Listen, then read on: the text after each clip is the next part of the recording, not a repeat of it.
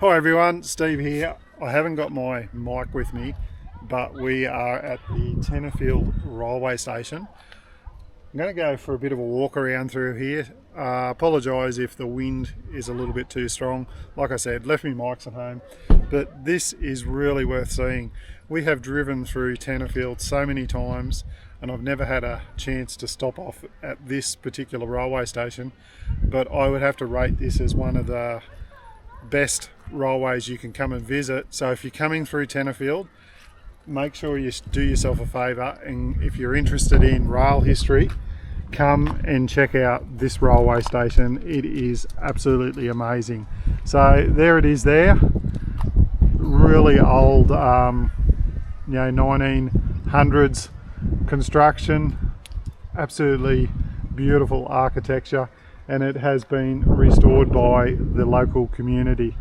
I was just talking to the people in the that running it here at the moment, and they were saying most of their members here are all in their 70s, 80s and 90s, and they're losing them left, right and centre. They can't get anyone else interested in helping out at this railway, which would be a shame if it starts to fall in disrepair. But it is absolutely amazing at the moment. We're going to go for a bit of a walk around and show you around.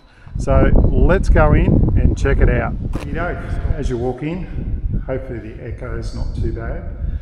We're in the waiting room. This is where you would come in, buy your tickets. So you've got the ticket office over here. You'd walk up here and pay for your travel or pick up your tickets for wherever you're going to, and sit in here if it was a bit of a wait or if you're waiting for the train to arrive. As you can see, it's in beautiful order, all painted out, and just amazing architecture. Nothing flash on the seats, they didn't give you any comfort, but you had a fire here, and you could sit in here out of the wind. We'll go out on the platform now. We'll have a look around out here. So you've got a luggage carter there. Beautiful old wrought iron architecture all off the platform here. Real traditional with the railway stations of this era. A lot of the stations throughout New South Wales were built like this. All the old signs with a station master, parcel room, toilets down the end there, and there's a heap of old railway memorabilia around here too. A lot of the old wagons. I was talking to my father a minute ago and he said that's an old wagon that was used by in the coal industry, and here's a meat wagon here used for metropolitan meat deliveries. So I don't know how they kept them cold, but here it is here. And you can see all the old hooks and scales and everything where all the meat would have been hanging off the ceiling here, and just all open to the air. I don't know whether they had blocks of dry ice in here or something. I assume they would have had ice or something in here to stop the meat going off, but whether it kept the flies out and everything else, who knows. But here it is down here before they've restored it. There it is there, and this is what it looks like now. So they've done an absolutely amazing job in restoring this particular wagon, which most of them that we've looked around have been restored in this fashion. Here's all your selectors for changing the rails and putting trains onto different lines. There's other things in here you can have a look at. There's displays on machinery centres, like in here would have been like a blacksmith area, a bit of a forge, tools, anvils, all sorts of stuff for repairing anything that may have needed repairing. Here's a guard's van here. This would have been on the back of the trains, in like if you would have watched the old Western movies, and the guard would have been down the back here. Here's a little accommodation with all his gear in here, bit of a fire, and would have slept in here and looked after the trains. Here's a goods and cattle brake van, carried passengers occasionally when needed. Simple accommodation, skinny little doors, and Bit of a brake there if you wanted to lock the brakes on. Still got that railway smell. And in here there's a heap of machinery and different products. I was just talking to my father a minute ago and I messaged him via Messenger. I was walking around some of these things and he was just telling me what everything was. It was absolutely amazing. It was sort of, doesn't get out much now, but he knew everything about these old wagons, telling me what was used for what and how he remembered using some of this stuff throughout his career on the railway. Here's the old emblems that you used to see stamped into the vinyls before people used to start slashing them. These things here, these were little mirrors, and I don't know whether you can see it, but you look down here and you can actually see down the side of the van. So they would have looked in here, just looked down there to make sure everything was going as it should have been. But like I said, absolutely mint condition, a lot of these things in here. And there's other things you can have a look at in here as well. Once again, I hope the wind is not blowing through the mics, because I haven't got my normal mics that I carry around with me to cut the wind out. But here's an old mobile crane there for lifting stuff. Would have hooked it up to a wagon or something and used that for lifting stuff. But here is some of the old railway line. Not in use anymore. I think this line was stopped in 1988, and that was when the last train come through here. But they've still got some of the old railway line here. They're doing up another wagon down the end here. I think they were telling me the guy that's doing that up is 80 something. I think he's moving to Western Australia. 80 something and 90 something, and then they're doing that one up, and he wants to have that one done before he goes. And down here is like another little room with all your old chainsaws and bush crosscut saws and all sorts of stuff, so really worth checking out. Yeah, so we've just come into another shed here, and there's a lot of little old buggy wagons and that fettlers and that used to use. Never seen one like this before. Looks like fiberglass or something, and that's probably more of a modern one. But then you've got your older ones here. Now this is all hands-on stuff too. Like they did say, unlike a lot of museums, this one here, you can come up and sit on some of the things and, you know, jump in them and have a look around in them and just get a feel for how it looked.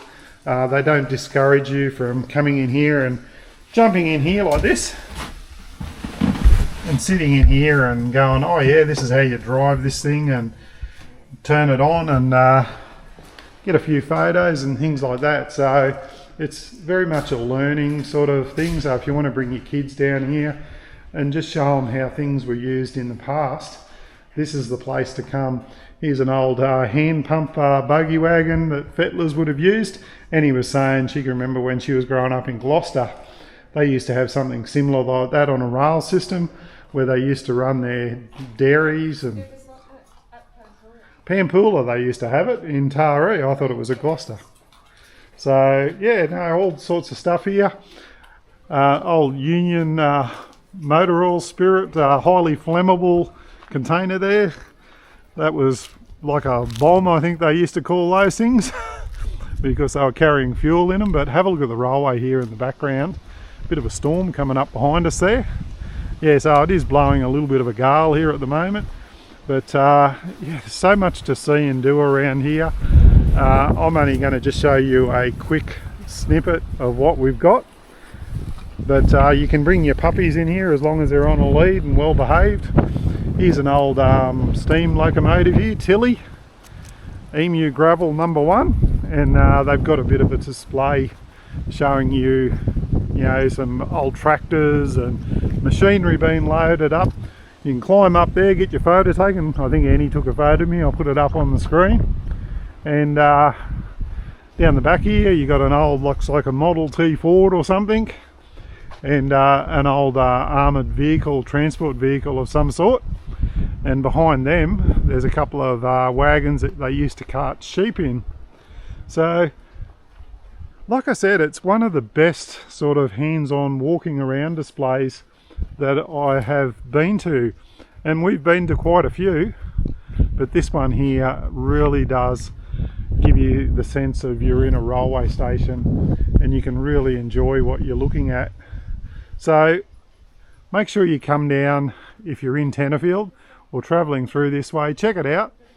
Like I said, this one here is an old sheep wagon. Sheep down the bottom, sheep up the top. And there's another one here which is a cattle wagon for cattle. Over here, behind us, these are the barracks where all the guards and drivers and all that used to live in when they were away from home. This has actually been restored by the New South Wales government. It was actually in disrepair. White Ants had got into it, but they funded it to get it restored, and it is absolutely amazing up there. We'll go up there next. Okay, we're at the barracks. These were built in 1890, so you could probably say that the railway station was built around the same time. I said around the 1900s. Sorry if it gets a little bit dark in here, but there's no lights. But beautiful big table in here. Again, the great sort of massive roofs and just great architecture, really solid. A lot of draft coming in though. And in here is just the kitchen area where they would have prepared their meals, done a bit of cooking, and just fed themselves while they were waiting for their next shift. And down the far end is where their living quarters were. This is sort of just the eating area where they would have cooked their meals and all that sort of thing. And Annie's pointing to something. What are you pointing at, Annie? Have a look at the step. Yeah, she's just showing the step how it's worn away. Have a look at it on this side. How many times that's been like you can see how many times that's been walked on, and it's just worn away from people walking in the doorway there, because some of the other ones aren't worn as much, but the next two aren't. But the next one down here, these are the living quarters, or one of the living quarters for one of the guards or station master. And simple little wardrobe, bedside table, lights, and probably the most uncomfortable bed you would ever sleep in. But yeah, just absolutely amazing. We're going to head down the far end down here now, because apparently there's an old turntable down there where they used to spin the trains around, and just an old storage shed and stuff like that. I'll tell you what, it's getting cold, so hopefully it doesn't rain on us. But we're going to head down there. You can see a few more wagons over here. There's another old fuel container there, a shell one, and then a water container, another wagon. Heaps of stuff here to look at, so definitely worth checking out. Okay, we've walked all the way down the far end.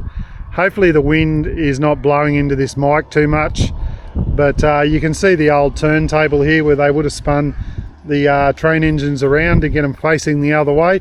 So they put the train on there, spin it around, and then the train would be facing back the other way, and then they could run it back up this siding here and back down and hook it up to other brake vans or whatever cargo that they are using at the time. But you don't see many of these anymore that are still you know, in this condition. But here it is here, one of the original old turntables. If you ever wondered how they got a train engine facing back the opposite way, because they don't have steering wheels, this is how they do it. Run it up on here, spin this around, and then drive the train off. So I haven't seen one of these in many other stations, so this one is definitely worth checking out. Okay, we've made it back from our long walk down there, and just walking past the old Shell fuel container, back up on the platform. Like I said, hope the wind isn't too bad. Don't know what this is. Cement, big cement container. And here's a water container here for carting water. They used to cart water to the fettlers and fill up all their water containers for where they were working with that. And then down a little bit further, there's a couple of more wagons. I was showing my father this earlier, and before we even got to it, we were walking past this and he said, "Stop, have a look at that." And this here, he said, as you can see, they used to put coffins in here and transport coffins to other towns where people were buried. and animals down the bottom here. And Dad did say to me he can remember at Walker.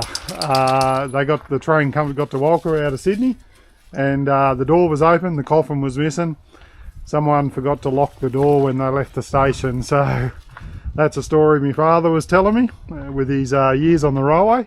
But it was quite good listening to some of his memories and things that he was telling me when we were showing him through some of these wagons.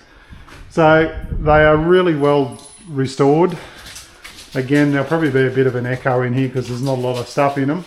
But like I said, come and check them out. I'll finish off in here because the wind is not blowing in here and I know you can hear me. I hope you've enjoyed your little trip around Tenterfield Railway Museum. Definitely worth checking out if you come to Tenterfield. If you've got any questions, queries or comments, leave them down below, and hit the like and subscribe if you like this sort of content. And stay safe, look after each other. I'll see you on the next one. Bye. Let's go. There's the old Tenterfield sign. See if we can find the Tenterfield saddle the next day.